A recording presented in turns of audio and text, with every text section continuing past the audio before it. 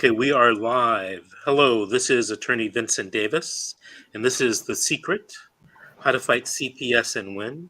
And I'm joined by two of my co-hosts this evening, Ms. Cassandra Woodard.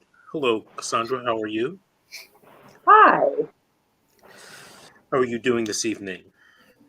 I'm good. Just wondering where Miss G is. I heard Ms. G can't be on this evening, but instead we have a surprise for everyone. Making a return, one of our first hosts of one of our shows many years ago is Mhm. Cynthia Becker. Hello, Miss Becker. How are you? I'm good. My name has changed though. Oh, that's right. You are married now. What is your last name now? It is Terberg. Spell that for me. Terberg.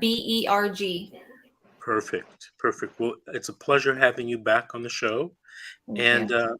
we should talk about your old show. I think it's still going on. I have to ask Grace. Cynthia is the original host of CPS The Horror Stories. Okay, and we have a very special guest tonight who is incognito, Mr. John Doe. Mr. Doe, how are you? I'm doing great, Mr. Davis. It's really raining here in California. I'm here in Santa Clara County, um, and yeah, Okay. Well, I noticed that today you have a mask on. Is there a reason yes, you are you worried about retaliation from CPS? Is that why you have your mask on? yes. They use everything against you, and when they know that you are trying to know your rights, they they will get mad, and they won't want to give your child. That's what I hear. Okay. Well, very good. Before we so you already mentioned you're in Santa Clara County, or you're in California at least, right? Yes, yes. Okay. Well, why don't you tell us what's going on with you and CPS? Okay, so there's an incident back a few months ago, and I, with the mother of my child, and I was worried. I was worried because she's going through postpartum psychosis right now. Um, she's going through a drug addiction. She's um, she's going through a lot, bipolar and schizophrenia. And I just felt her mother called me, and they all live together, the mom and the grandma, and she told me that she wasn't doing good that day. And I go to her home, and she's in the street acting weird from the drugs, holding my son. So I reported her to the San Jose police, and they showed up, and they they told her to get off in the middle of the street, and she wasn't listening. And she was holding the baby while experiencing her drug induced psychosis, and they ended up taking her to a psychiatric hospital after the incident, and they gave me my child. And the San Jose police asked me, "Do you he seems fine," even though the fire truck came and they were seeing if my child was okay. He's 1 year old, by the way, and he wasn't responding for at least 5 minutes. That's why the police officers called the fire department, the fire trucks. And he woke up. They told me he was fine, but in my heart, I knew I still wanted my son to be checked, because since he was born, he never got checked. His mother never took him to the hospital. He doesn't have his vaccines, and that's where we went. We went to the hospital, all the way to the Oakland Children's Hospital. Can I ask you a couple questions? Yes. You said that he had never been to the hospital. Where did the mother give birth? No, after she gave birth to him, he hasn't gone for any checkups, any uh, the shots that you're supposed to take when you're a baby, none of that stuff. And um, I was worried. I was worried. I can totally understand that. Another question: how long has the mom been on the drugs? And if you don't mind me asking, are they like street drugs, or is it prescription medication that she's abusing? Or Methamphetamine. okay. And when the police came because you had called, did they come with CPS with them, or did they go No, themselves? they came by themselves, and um, they she said that I was the father, but the police asked me if I had any proof, any documentation, if he was my son, because I'm not on the birth certificate. I just wanted to make it clear right now. Have you had a have you been tested to see if you are the father? Yes, CPS and the public defender, they ordered a DNA to be done, and it came out that he is my child. Okay. And when did CPS actually get involved? When he was in the hospital, when he was taken to Children's Hospital, the doctor told me he looks fine, and I told the doctor that I want a urine and blood drawn, a test. And so he was admitted to the hospital, even though they told me he looked fine. And within 24 hours, once he was already admitted to the hospital, I was in the hospital with him, with my child. The doctor calls me and says, "Your son has amphetamines in his system." Wow. Was she breastfeeding him, or did he absorb it another way? She stopped breastfeeding him at 2 weeks, 3 weeks, and um, I'm pretty sure she smokes it. She smokes it. Okay. And So possibly inhaled it or something. yes, and to come to find out, when I seen the jurisdiction report, it I seen that she had 31 referrals of CPS involved. Wow. She has she has other kids already. They're all grown. Um, but I did not know none of this. All of it is including methamphetamine.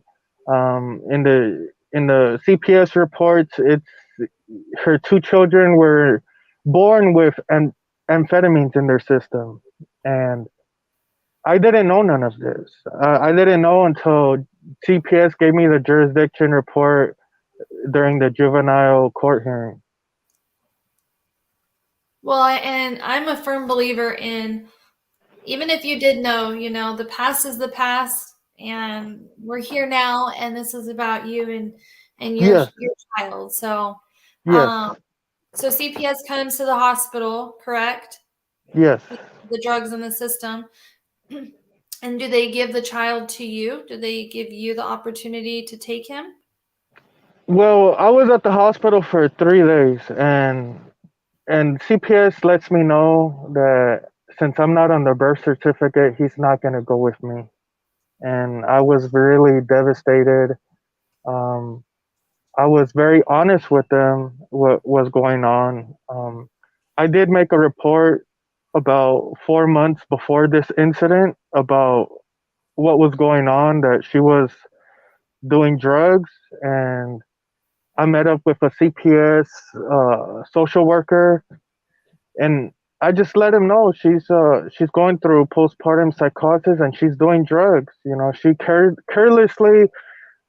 I as a father, I've done a DNA test through the DNA kit at Walgreens that they sell for $30, and then you mail it in for I think 160, 170. I knew he was my son, but the thing is, every time I would drop diapers off, formula off, clothes once a week, I would notice that she leaves her drugs everywhere. Like she carelessly um just doesn't care, So I reported it to CPS, and CPS did a welfare check, and then they they told me that they went to the house to go check, and that it was inconclusive. and I was disappointed. I was disappointed because he told me he asked the mother if she's done drugs before, and she said no, and that's it. Okay, so just so I can have a timeline really fast. Okay. You called 911. The police came. They brought him to the hospital. The doctors tested him. He had drugs in his system. The Yes. CPS comes. You've been there for 3 days. At this Yes. moment, you hadn't had the blood test for you and him. Vince, can you remind me what that's called? Because I'm like drawing a complete blank. A drug test, you mean? No, to see if you're the parent. Why can't I? Just it's a DNA test. Yes, but there's another word that I'm. Paternity test. Paternity test. Thank you. So at this point, you had not had the doctor's paternity test, correct? Well, when he was in the hospital, no. Okay. And I specifically asked. The doctor wanted to give me my son back after he was in the hospital for 4 hours, and when I specifically asked for a urine and blood to be drawn, that's when they let him stay for 24 hours until they discovered that was in his system. Right. So when CPS gets involved and they don't let you take him, where does he go? Does he? Do they He's in a place foster. him? He's in a foster care right now. And how long has Foster this home. been going on? 2 months, almost 3. So now that you have a paternity test, what is the reason they're not giving you your son back? Well, that's the thing that I want to know. But there is, I'm going through the programs that they're asking, but I do have sexual battery, a misdemeanor from 4 years ago, and they mentioned that to the judge. Okay. Was the battery against a minor or against an adult? Against a minor, Wow. Okay. and this happened 4 years ago. I'm not on the Megan's registry. I'm not registered as a sex offender, but I did get charged with that. And that's what they're bringing up in the jurisdiction report. That's why they think that it's like Not it's in the not a best. good idea. Right. And the thing is, before we went to court, we spoke to the social worker. With my mother and my father and the grandmother or the mother of the mom of my child, Mm-hmm. and we all agreed that we wanted my child to go with my father and mother. You don't live with them? No. Did they give the child to your mother and father? No. Why not?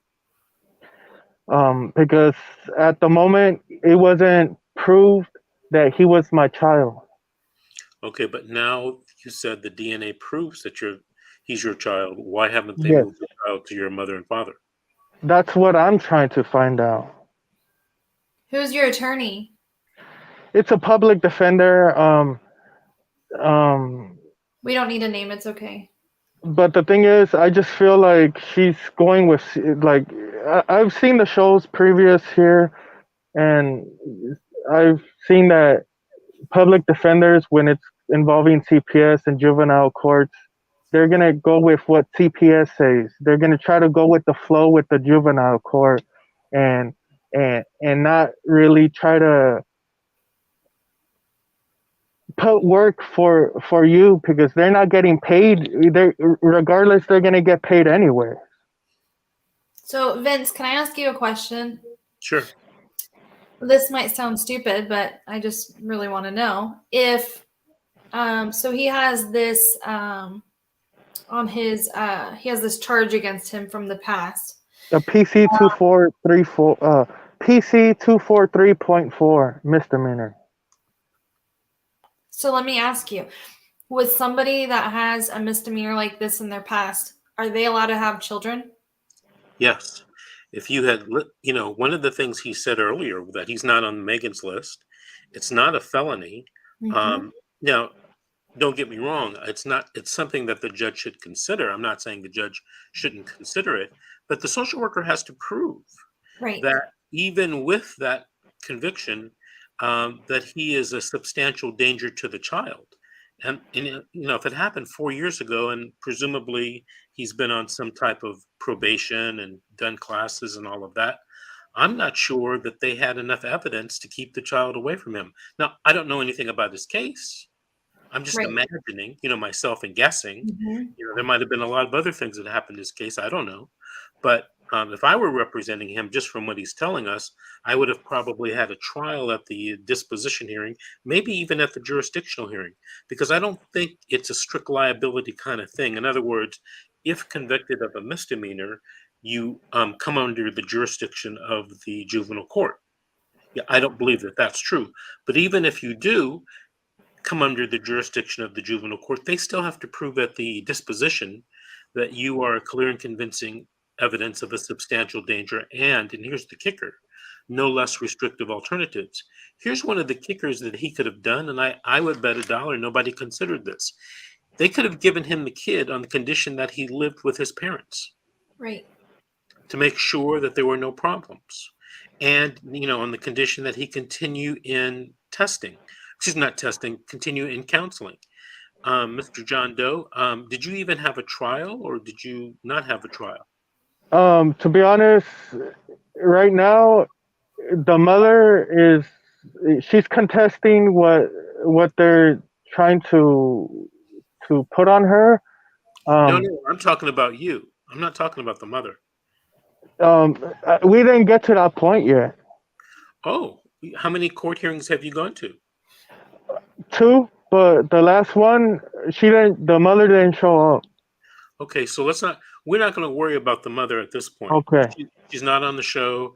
It doesn't have Okay. anything to do with what you're doing in your case Yeah. and that you want the child. So let me tell you, I'm going to give you a little framework, okay, that you might Okay. want to discuss with your lawyer.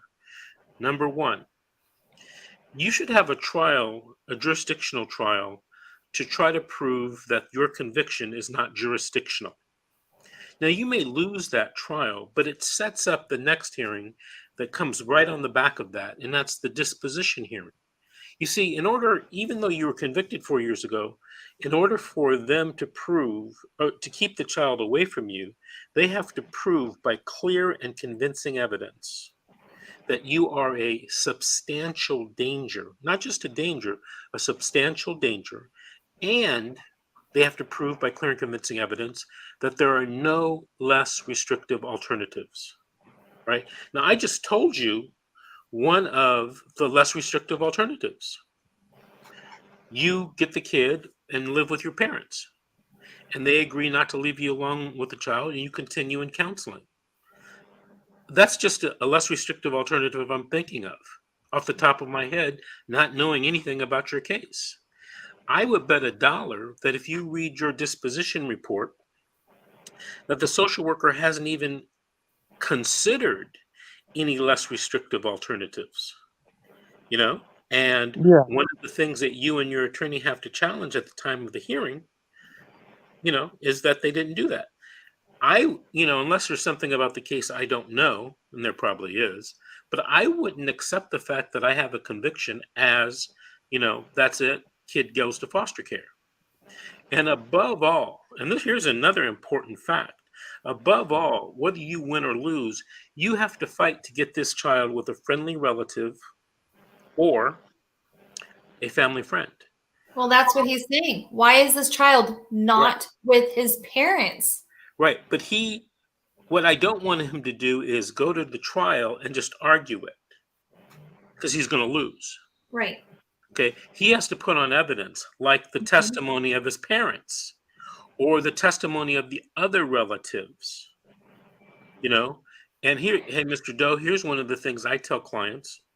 Give me a list of 25 names of people who are related to you or family friends that could Mhm. take care of this child while the child is not in your care. Could. Not will, but could. Hey, let me give a shout out to Sarita Palmoa. Sarita, thank you for the super chat. It's greatly appreciated. That's my mother. Oh, it is. Ms. Palmoa, thank you. But you see, you gotta make this a trial issue. A lot of attorneys, and sometimes I get the feeling judges don't want to have this issue at trial. They want the social worker to um, consider it and make the determination. It's my humble opinion, it's just my opinion, that you have the absolute right to put on evidence to show that the child should be placed with any particular relative. And by the way, for those of you watching in a similar situation, the relative doesn't have to live in your county or your city.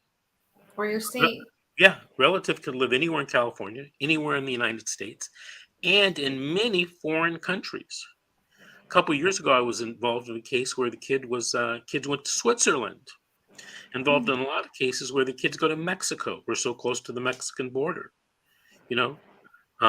So explore that issue with your attorney. Right. Okay. The next hearing, the jurisdictional and contested dispositional hearing are the most important hearings in the entire CPS process. And what I hear a lot of people say is, well, my attorney told me just take a plea, let the kid go to foster care, and you'll get the kid in 6 months if you do everything that they tell you to do. Okay? Now, in my opinion, sometimes, not all the time, sometimes that's the biggest lie that they could ever tell you. You know why? Because the social worker who's going to be assigned to the case 6 months from now hasn't even been determined. It's not going to be the social worker who's on the case right now. Okay? Okay. So, if you're going to have a trial now. Make the judge make the hard decisions now. And if you don't like what the judges decide, appeal it. That's why God made the Court of Appeals. You can appeal what judges decide. Do you have a court-appointed attorney? I do. And the CPS lawyer and my lawyer and the judge, they're all in favor of my son going with my father. He has no criminal record. His background's clean. Um, the placement worker for CPS, she keeps telling him the things that he has to do, but I don't know why it's difficult. He keeps telling me, my father keeps telling me that he's doing everything that the placement worker is asking, with the fingerprints, with the background, and my child still hasn't gone with my father. Well, I want to be honest with you. What you're telling me, and I see this all the time, all over California, is they really don't want to place the child with your father. Now, why? I don't know. Mhm. I don't know. But let me tell you something. If you had a worker that wanted to give you your child, give the grandfather the child, he'd have the child right now. Because they could give him a lot of assistance and help him out and not make him jump over 1,000 hoops. But when they keep the child away from him, um, you know, that means something else. Who knows what's going on? Ryan, My father, he's a very good man. He's taking care of my 9-year-old niece. Her father isn't in the picture. My sister lives with him. She's actually a teacher around the area in San Jose. And he's raised my 9-year-old niece like his own daughter. He's a very loving grandpa. He's never been arrested. And I just feel like CPS, they're just like in the beginning, my son was at the hospital, I trusted them to be the good guys. I had to go through a lot to get my son out of danger in the hands of his mother, only to to to now start with CPS and now get him out the hands of CPS. Right. I love my son a lot. I've taken care of him for 1 week, 2 weeks at times. Um, I've never hurt him. I love my son so much, and every second, every hour that passes, I think about my son, his safety. If I was just a dad that didn't care, I wouldn't be in the picture. I wouldn't be trying to uh, help him to keep him out of danger. My son could have died in the hands of his mother. Mhm. Okay, my son is 1 year old. He had methamphetamine in his system. Okay, and I'm happy. I'm happy that CPS took the baby away from her, but how they're handling the situation, it's just they're trying to take advantage. They keep stalling, like next month, and I know that with their bonuses, they care about the money. So I thought that CPS really cared about reuniting families. It's very sad. It's very sad, and this is heartbreaking. Like most of these stories are. I have two questions for you. You had mentioned that they have you in classes. What classes do they have you in right now? Well, I know you've mentioned not to talk about the mother of my child, but while she was in the psychiatric care, CPS went to go ask her in the mental hospital, um, how did the how did your son get methamphetamine in his system? And she acknowledged that she used methamphetamine 2 weeks prior to the accident. It's all on the jurisdiction report. She admitted it 2 weeks prior, and TPS asked her, "Do you think he could have picked up any residue from the ground?" And she said no. And then on the jurisdiction report, she blamed me. It was me that gave it to him, and I don't even live with her. And right now, the classes that I'm doing, I'm getting drug tested 2 times a week, and I have 19 drug tests already, all clean. I'm going to parenting classes 2 hours once a week. I haven't missed anything, and I'm going to my scheduled visits to see my son for 90 minutes a week, and my mother and father went to the last visit How often are your visits? Once a week for 90 minutes? once a week. And where are they? Who supervises them? Um, One of the workers at the non, it's a place where they supervise visits Okay. through the And court. right. And how is the family that has your son right now? I see that they're good people. Are Very, Sorry, are they encouraging of you getting your son back? they were encouraging me and the mother. And they were like, just do the classes to get your unification, you Okay. know. And I have no problem. I'll do whatever I can to get my son back. That's my baby. Right, of Okay. course. The And reason I asked that is like many others, one thing that I had struggled with was the foster parent not wanting to give up the children. So hmm. I was just wondering if that happened to be a hurdle for you. um, Well, I haven't spoken to them like that, but to be honest, all these programs, it's not even the programs that I'm doing, it's not even court ordered yet. Vince, Hmm. what are your thoughts on that? Well, I think he's trying to do everything that he can do to get the child placed with him. And unfortunately, from what he said, it seems like they're looking to give the child, to his father. At least maybe the judge is. I don't know about the social worker. Like I said, if the social worker was looking towards giving the child to his father, that would have happened already. It Mm-hmm. hasn't happened. I can only, wonder. And Mr. Doe, I'm wondering if your father has thought about trying to get an attorney himself.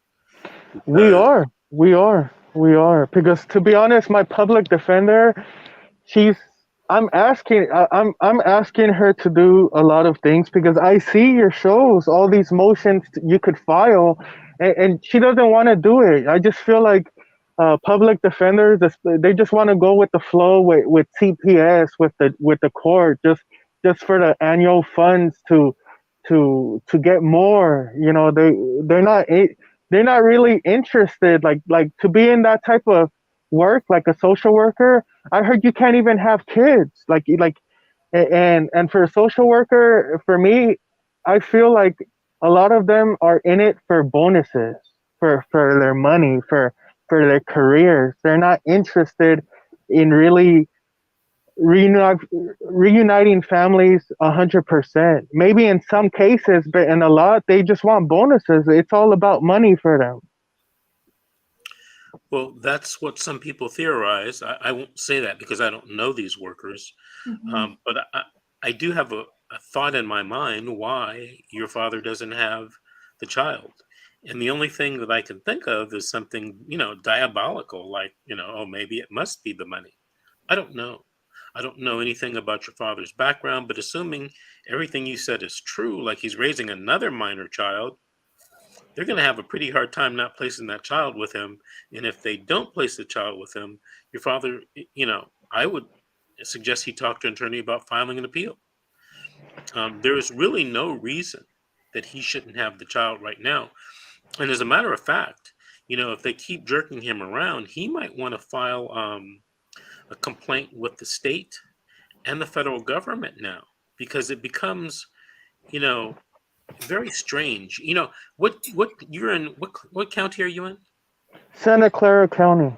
Okay, so I've done a case or two in that county, and I would say, sometimes, I got the impression that, it was a strong CPS county. You know, CPS had a lot of power, and um, you know, they were very organized in how they built cases against parents and relatives. Yes. Sometimes I go to a county and they're kind of sloppy, right? But sometimes you go to a county and these people are serious. They've done their work. They've dotted their I's, crossed their T's. That doesn't mean they're right, but that just means they're going to try to win the case in court. And that's all that really matters, is that you convince the judge. And if you don't convince the judge and you have a viable appeal it. Keep the pressure on them to do the right thing. This is important. I don't know if you realize this, but you could lose your child permanently. Yes, yes. And to be honest, I'm very honest. I don't. When it comes to my child, I don't play games. Like to be honest, I could have this on my record, but once you become a parent, your perspective on life changes. Like like like whatever you were doing, whatever, it's about your baby. It's about your baby being happy. It's about giving a good life to your son or daughter. And and I had a question regarding my father. Um, so if just say if my sister has a DUI from 3, 4, 5, 6 years ago, would that affect the situation? Yes. It is something that they will seriously consider, and they will beat that drum loud if they don't want the sister to get the child. It depends, on how old the conviction is and what your sister has done since, the conviction. Like, did she do her classes? Did she successfully finish the probation? That type of thing. Well, the CPS said that this happened 2 years ago, and the CPS said that she needs to write a letter to them telling them about she's not going to like do that, like drink again. But the thing is, my sister, to be honest, she's doing really good. Even though she has a DUI, she's a teacher right now. She, yeah. Well, that makes a lot of difference, by the way. You had a DUI, but you still have your job and you're with, you know, 20 kids Yeah, a day, 50 kids a day, Mhm. 100 kids a day. I mean, that's and pretty and substantial. and she got a lawyer, and the lawyer, she paid whatever she had to pay.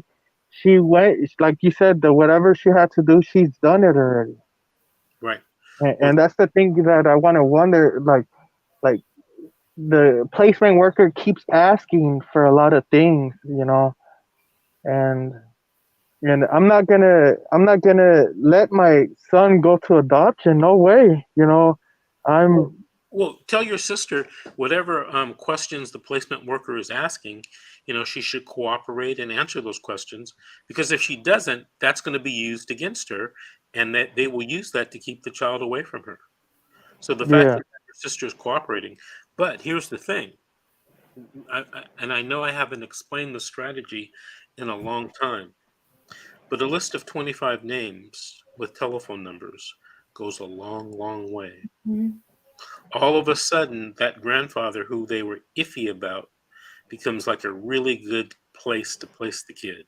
Because what if you have an uncle in Los Angeles County, right? yeah, Who's a kindergarten teacher, never been arrested, and who would automatically qualify. They don't want the child to go out of the county, because they lose control, physical control, but they also lose monetary control. The federal money follows the child. And heaven forbid your uncle lived in Las Vegas, a whole nother state, or yeah, Florida, right? And there's something called the Interstate Compact for the Placement of Children. These children are supposed to be placed with relatives and family friends, NERFRMs, they call them NERFRMs, um, before foster parents.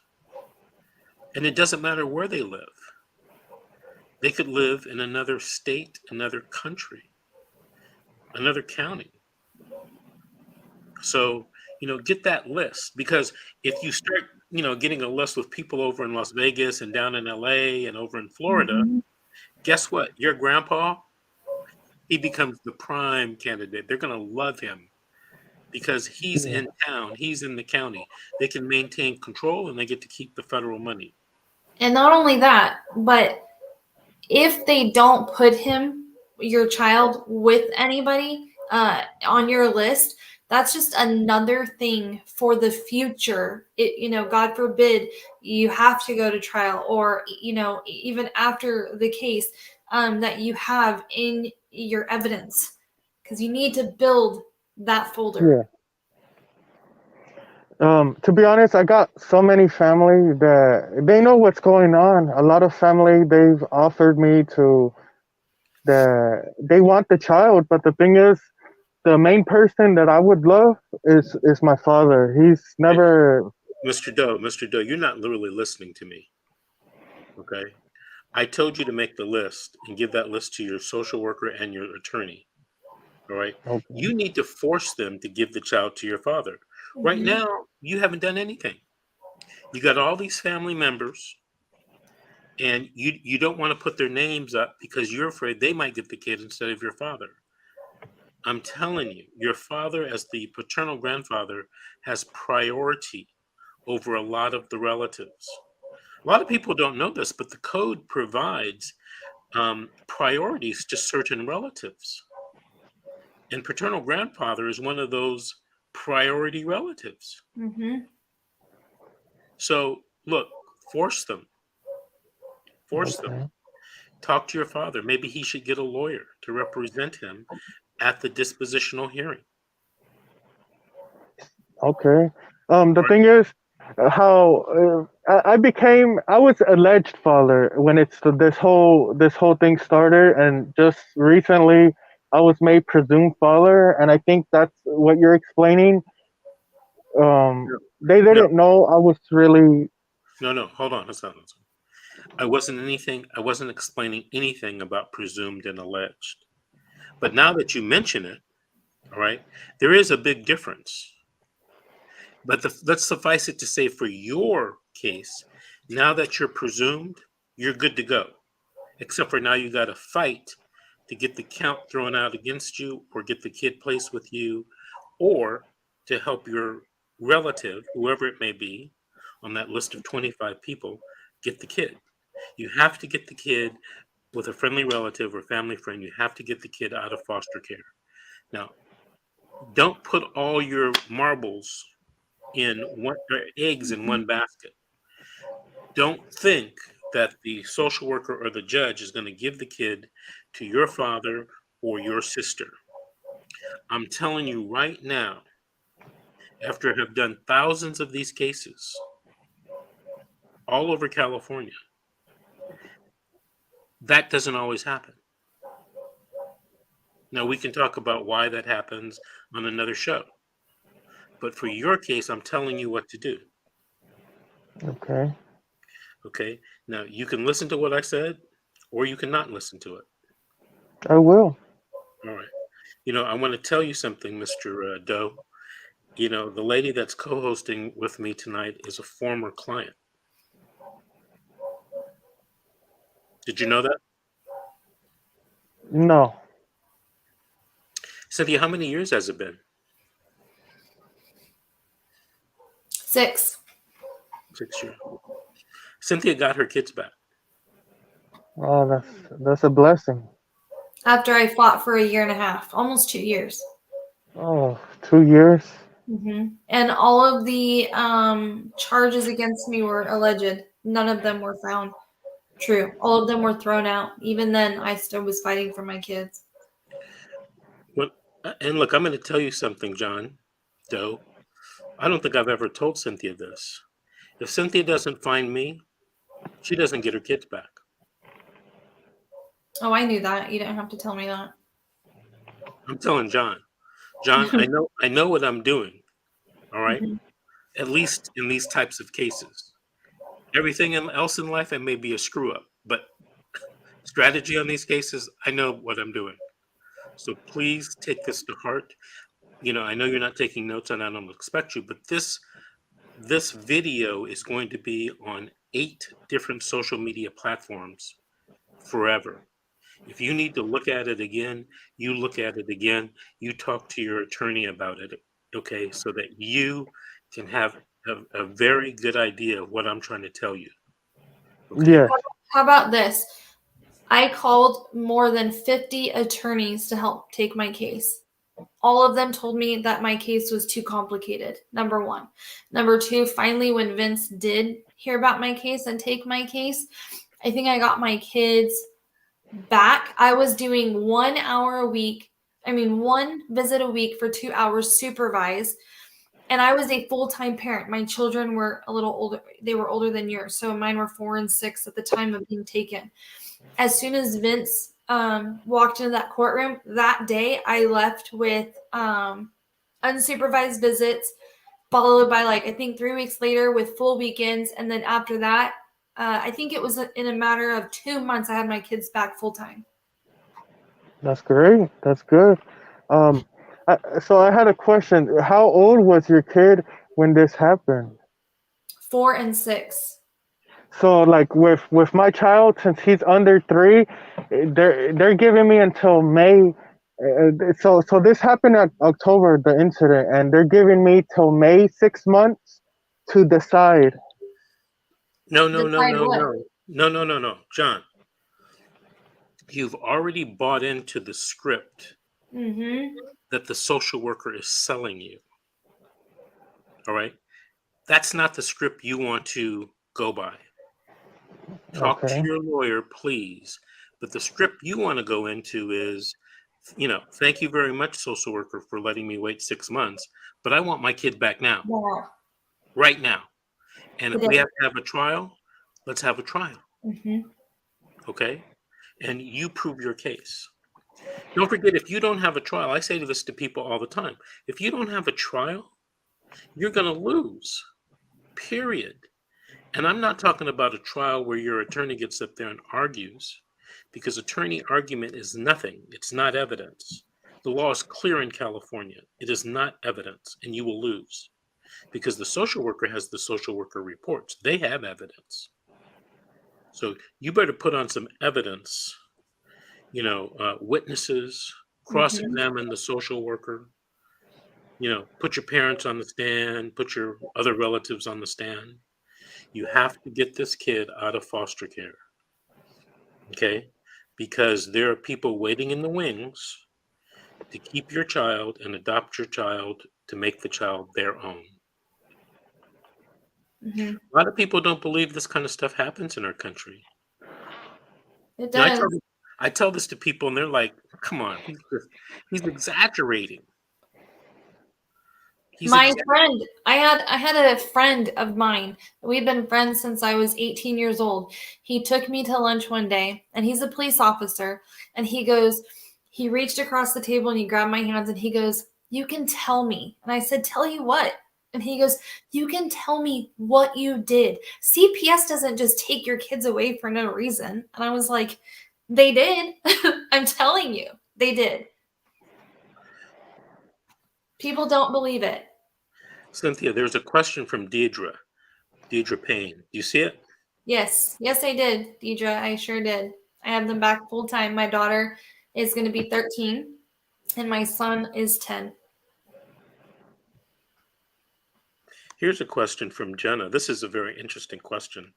Cynthia, are you scared CPS will eventually show back up, take your kids again? I've heard that happens very often. It is a fear that I don't think will ever leave. Um, Sometimes I even get scared when my kids are sick for a period of time and they miss school. Oh my gosh, are they going to call CPS? I mean, you name it. Yeah, the fear is there, but I know my rights. But again, at the same time, the fear and the power that they have, it's very scary. You know, Being vocal like this is scary.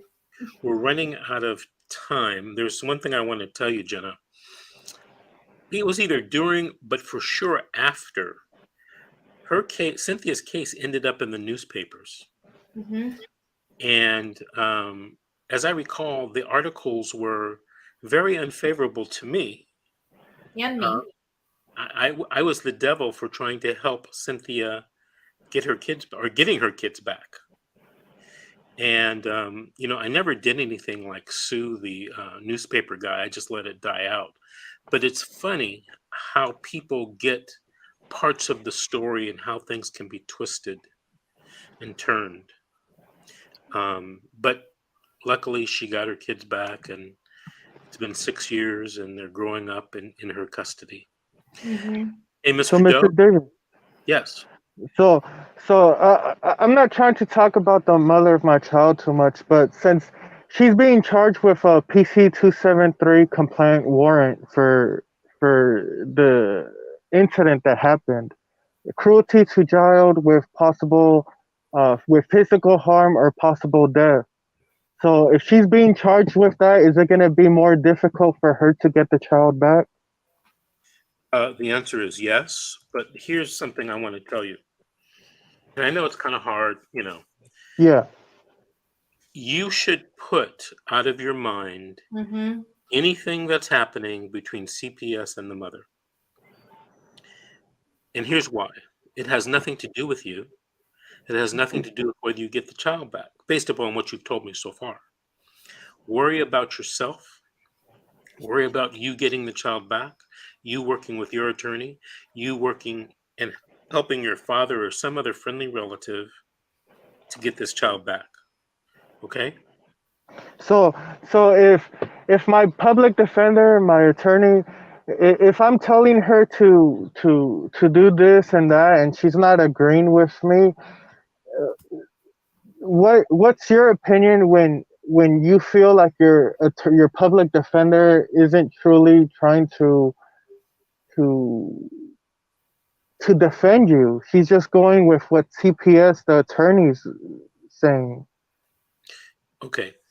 That's a very good question, and I'm going to give you my honest answer.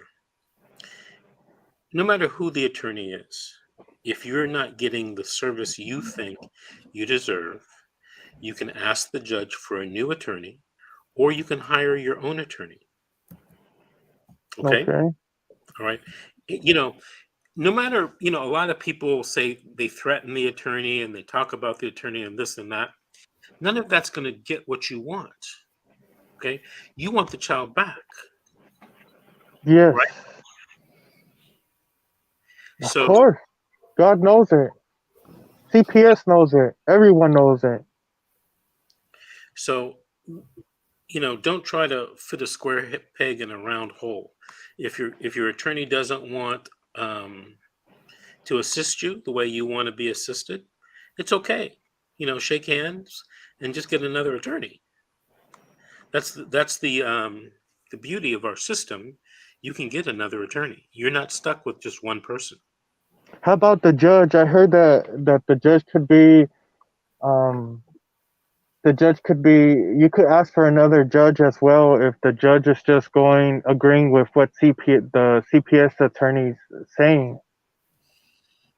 Well, I've heard that comment a lot about different judges. And, what I find most of all is that the reason that happens may be a shortcoming on your part or on your attorney's part.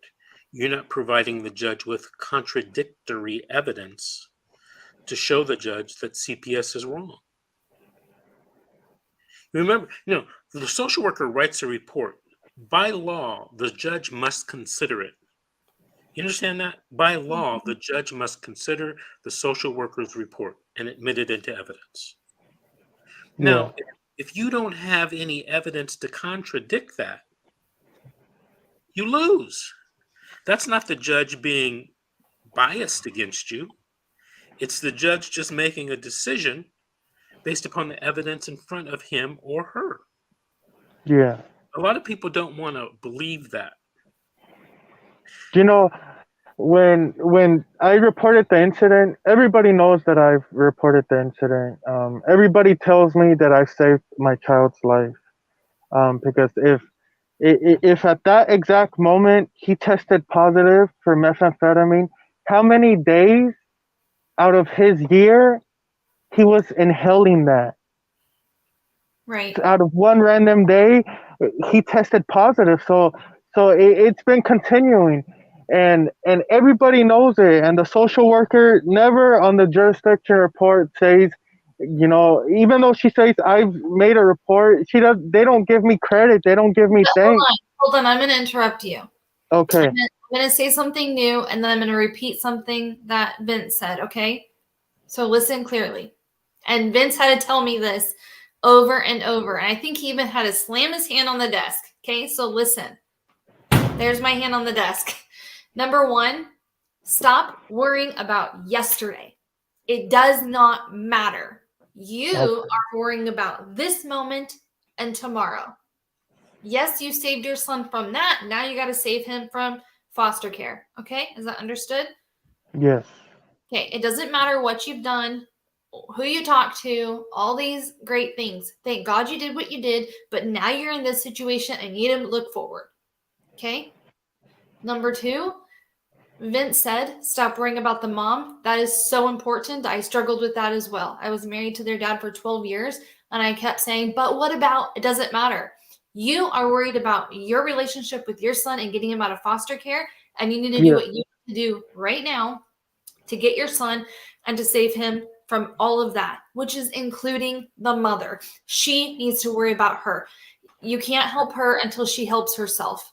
And the thing is, I'm fighting for my son, like every day. That even without a court order, I'm doing everything that they're asking. Like to be honest, I don't even do drugs, and I've been 19 drug tests, which my attorney stated to the judge, the father's doing everything possible to get his son back. But then, like we talked before, CPS mentioned about what I did a few years ago with my 243.4. It doesn't matter. Your job is to do what? Eyes forward. Like Vince said, get your evidence that you need to get together. Look forward. Stop worrying about the mom. Keep doing what you're doing and build your evidence. And okay? I could promise you, and one of the world's best dads out there. I could promise you that. You You don't know, have to I love being a dad. I love my son prove makes me so happy. My son makes me so happy. I will I'll give my life to save my son's life. So Like you know what my you son gotta makes me do? so Listen, happy. listen. Have character witness letters. People that you know, not just family. If you go to church, your pastor, if you know whomever has seen you with your son, that's not just family, have them write statements and why Yeah. you're a good dad. Okay, I know we're out of time. I think it'd be excellent for you to book a consult with Mr. Davis, whether he even is your attorney or for your father. Yes. Okay. And just to mention, when I was just a alleged follower, I was granted visitation rights because it was stated. But like I know I'm just stating what was said on the first court appearance. The judge asked the mother of my child, does was he there providing diapers, formula, uh, and essentials for the baby, aside from for $150 a week, and all of that was proved yes, and that's why I was granted visitation rights as an alleged father, and there's two different judges at that time, and the new judge was all like, I don't even know how you got visitation rights as an alleged father, but then I read the notes that you did this, you were there before the baby was born and after the baby was born. But John, unfortunately, there's nothing that can be done about that first judge or what that guy did or this person did. You Yeah. have to stay looking forward. Okay. And Hey, I know John. that sounds horrible, but you can't get stuck in all of the what ifs and this happened, but they did this to me, because if you're going to be doing that, you're literally going to stay right there.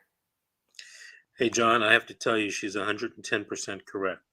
Hey, Yeah. John, we've come to the end of the show, man. I want to appreciate you coming on and sharing your story. And thank you for sharing. We wish you luck. If you want to have a consult with me, the number's in the bottom right-hand corner, or you can also Okay. contact Grace directly. Cynthia, thank you. Welcome back to the family. Thank you for being on the show tonight. And Okay. hopefully we can see more of you on the horror stories. Alrighty, folks. We'll see everyone tomorrow night at 7 o'clock, 7 p.m. We'll have our show on, what is it? Tomorrow will be, what, Wednesday or Tuesday? No, Tuesday night. Tuesday night show, 7 p.m. We'll see everyone then tomorrow night. Good night, all. Okay. Mr. Davis and Cynthia, God bless you both. Thank Thank you. you.